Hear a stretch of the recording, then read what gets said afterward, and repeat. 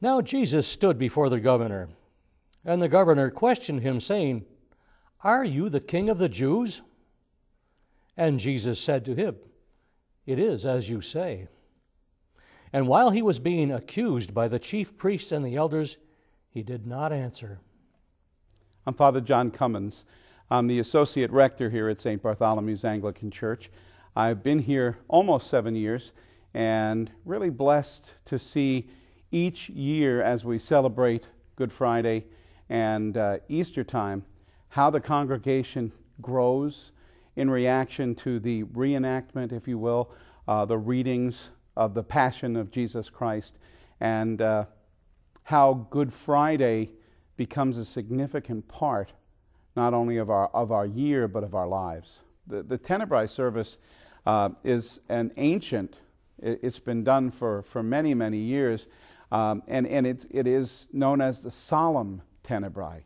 It really is a remembrance of the darkest day that has taken place on the face of this earth, where for a brief time Jesus was disconnected from God, but then reconnected and brought to the glory that we see on Easter Sunday.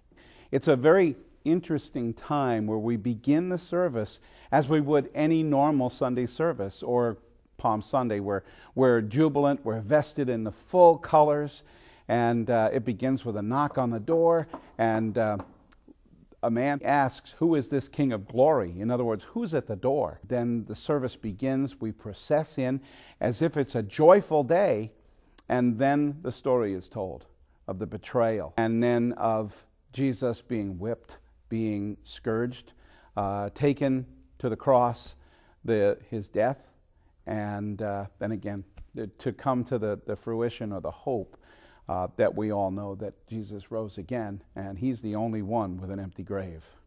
My name is Arthur Ward. I'm the rector of St. Bartholomew's Anglican Church. Temebrae is a very important service for us. Obviously, it's on Good Friday. We begin the service on a triumphal note, celebrating Christ as the King of Kings and Lord of Lords. And then we continue with the processional hymn. During this triumphal procession, we have acolytes who are dressed in red robes with candles, each representing the 12 apostles. One of the things as we continue on, as we move to that point where Christ actually dies, as the reader is reading the gospel, there comes a point where we hear that the Lord gave up his spirit. And at that point, the ombre light, the red globe with the candle in it, is extinguished, so that the entire sanctuary, chancel, nave area where everyone is seated is in darkness. Again, highlighting the fact that Christ has died, the light of the world seemingly has been extinguished. My name is David Saunders, and I've been a lay minister at this church for over 20 years.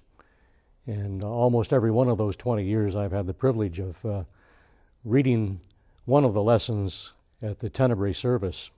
Most of the time it's been the fourth lesson, Matthew's Gospel, which describes the mocking and the trial of Jesus and his ultimate crucifixion. It's a bit of a responsibility. You have to keep in mind that the congregation is listening, and it's important to read the Word of God clearly, with understanding. So there's some preparation involved, but it's indeed a privilege to do it. Then Pilate said to him, "Do you not hear how many things they testify against you?" And he did not answer him with regard to even a single charge. So the governor was quite amazed. Now at the feast, the governor was accustomed to release for the people any one prisoner whom they wanted. At that time, they were holding a notorious prisoner called Barabbas. So when the people gathered together, Pilate said to them, "Whom do you want released for you, Barabbas or Jesus, who is called Christ?" For he knew that because of envy they had handed him over. But the chief priests and the elders persuaded the crowds to ask for Barabbas and to put Jesus to death. But the governor said to them, "Which of the two do you want me to release for you?" And they said, "Barabbas." Pilate said to them, "Then what shall I do with Jesus, who is called Christ?" They all said, "Crucify him." And he said, "Why? What evil has he done?" But they kept shouting all the more, saying, "Crucify him." When Pilate saw that he was accomplishing nothing, but rather that a riot was starting, he took water and washed his hands in front of the crowd, saying, "I am innocent of this man's blood. See to that yourselves." And all the people said, "His blood shall be on us and on our children." Then he released Barabbas for them. But after having Jesus scourged, he handed him over to be crucified. And after that point, we have an acolyte ring the Sanctus Bell 33 times, each for every year that Christ was on earth. So the whole service, while it begins on a triumphal note, it ends on a more serious note, and yet at the same time, there is the hope of the resurrection as we see the cross take light behind the altar at the end of the service. After we hear the 33 tolls of the bell, the acolytes, those acolytes representing the 12 apostles, the choir, all recess out of the church in silence.